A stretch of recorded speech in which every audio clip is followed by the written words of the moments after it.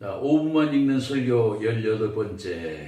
오늘은 에스겔 32장 1절에서 32절 말씀. 제목은 하나님 앞에서 겸손하라 입니다. 에스겔 32장은 애굽의 멸망에 대한 슬픈 노래인 애가를 담고 있습니다. 이 슬픈 노래인 애가는 더 구체적으로는 애굽에 대한 7 애언 중 마지막 2부분으로 되어 있지요. 그 다음에 첫째 부분은 1절에서 16절 애굽왕 바로에 대한 애가이며, 둘째 부분이 17절 32절은 그 왕국의 권세가 몰락될 것에 대한 애가로 되어 있습니다. 특히 본문에서 바다의 난폭한 괴물로 비유되는 바로 왕은 바벨론의 침공으로 비참한 운명에 빠지게 되어 죽음에 이르게 된다는 것입니다. 이 말씀을 배경으로 하면서 우리는 하나님 앞에서 겸손하라 는 제목으로 묵상하고자 합니다. 하나님 앞에서 겸손하라. 무슨 뜻입니까? 먼저는 세상의 권세를 따라 살지 말라는 뜻입니다. 그 당시 애굽은 오늘날의 미국과 같이 막강한 힘을 자랑했습니다. 이런 애굽에게 하나님은 지금 멸망을 예언하고 있습니다. 3절 4절을 다시 읽겠습니다. 나 주 여호와의 말이여, 내가 많은 백성의 무리를 거느리고 내 그물을 네 이에 치고 그물로 너를 끌어오리로다. 내가 너를 물에 버리며 들에 던져 공중의 새들로 내 이에 앉게 할 것이며 온 땅의 짐승은 너를 먹어 배부르게 하리로다고 엄청난 예언을 하십니다. 멸망의 예언이죠. 이것은 바로 멸망을 예언하는 것으로 세상 권세의 허망함을 보여주는 것입니다. 이 말씀의 핵심은 우리가 알 때 세상의 그 어떤 권세도 하루아침에 사라지는 이슬과 같다는 것입니다. 우리 때를 살면서 세상의 권세를 의지할 마음이 들 때가 있지요. 권력이 편리하기 때문입니다. 그 반면에 세상의 권력은 힘을 따라 살지 않는다고 하는 마음을 갖게 되었는데, 그것은 하나님을 의지하며 산다는 말이기도 합니다. 왜요? 하나님을 의지하며 사는 사람은 세상에서 가진 권력이나 재산, 명예 등을 자기 힘으로 삼지 않을 것이기 때문입니다. 그래서 우리가 세상의 권력을 따라 살지 말고 하나님 앞에서 겸손한 마음의 생활을, 믿음의 생활을 해야 한다는 교훈입니다. 그러니까 하나님 앞에서 자신을 낮추어 살아가는 자세가 바로 겸손이라는 것입니다. 자, 우리는 지식이 많음에도 불구하고 생명이 없는 것, 생명이 어떻게 태어나는지를 잘 모릅니다. 사랑을 말하면서 우리는 진정한 사랑이 무엇인지 아직도 잘 모르고 있습니다. 그런 우리가 하나님 앞에서 겸손해야 되지 않겠습니까? 그 다음으로 하나님 앞에서 겸손하라 무슨 뜻입니까? 잘못한 것에 대해 회개하는 사람이 되라는 뜻입니다. 제가 11절 12절을 다시 읽겠습니다. 그러나 주 여호와께서 이같이 말씀하셨느니라. 바벨론의 왕의 칼이 내게 오리로다. 나는 내 무리가 용사하고 모든 나라의 무서운 자들 칼에 엎드러지게 할 것이며 그들이 애굽의 교만을 패하며 그 모든 무리들을 멸하리로다 라고 말씀하십니다. 이 말씀은 바로의 멸망의 원인이 교만이라는 것을 보여주고 있습니다. 바로의 교만이 멸망의 원인이라는 것입니다. 그러면 겸손하지 않았다는 뜻이죠. 하나님 앞에서 겸손은 잘못한 것을 인정하고 회개하는 자세입니다.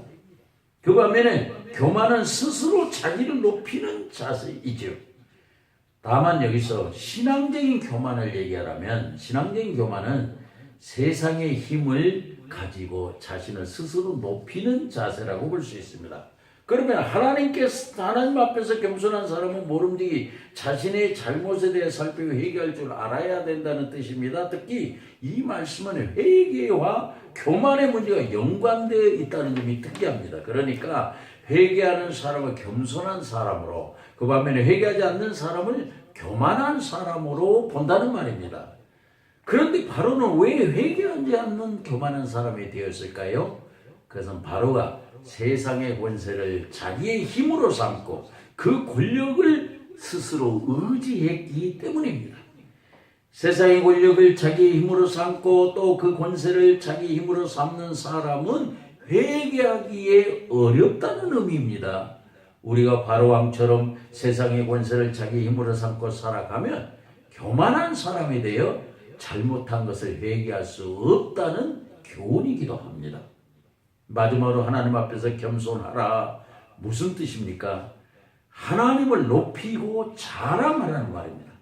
본문의 21절, 22절에 보면 용사 중에 강한 자가 그를 돕는 자와 함께 음부 가운데서 그에게 말하며 할례 받지 않은 자 곧 칼에 살육당한 자들이 내려와서 가만히 누웠다 하리로다.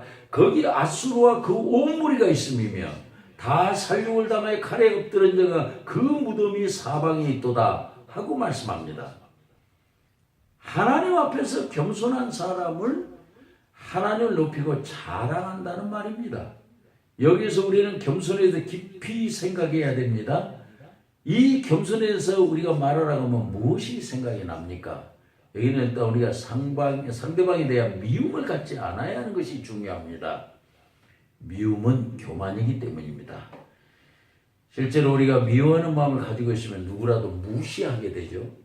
그게 바로 미움이 교만이라는 증거입니다. 그러면 우리가 흔히 알고 있는 대로 겸손은 목소리가 큰가 작은가 하거나 아무런 상관이 없다고 봐야 됩니다. 속마음이 높으냐 낮으냐, 상대의 말을 듣느냐 안 듣느냐, 무시하느냐 안 하느냐, 거기에 달려있기 때문입니다. 그래서 저는 겸손에 대해서 세 가지를 말하라고 합니다. 무엇입니까? 어려울 때 전문가를 찾는 것, 항상 배운다는 마음을 갖는 것, 그리고 인정할 거 인정한다는 것. 요 세 가지가 겸손이라고 생각합니다. 어려움을 만났을 때 교만한 사람은 잘 모르면서 자신이 알아서 대충 해결하다가 큰 문제를 유발을 시킵니다. 그러나 겸손한 사람은 전문가의 도움을 받는 태도를 취해서 문제를 해결하게 됩니다. 그리고 또 항상 배운다는 마음이 겸손한 마음이라고 볼 수 있는데요. 들을 거 없어 배울 거 없어 하는 그 태도를 가진 사람은 교만한 사람입니다. 나는 항상 배운다는 마음을 유지하는 것이 바로 겸손입니다.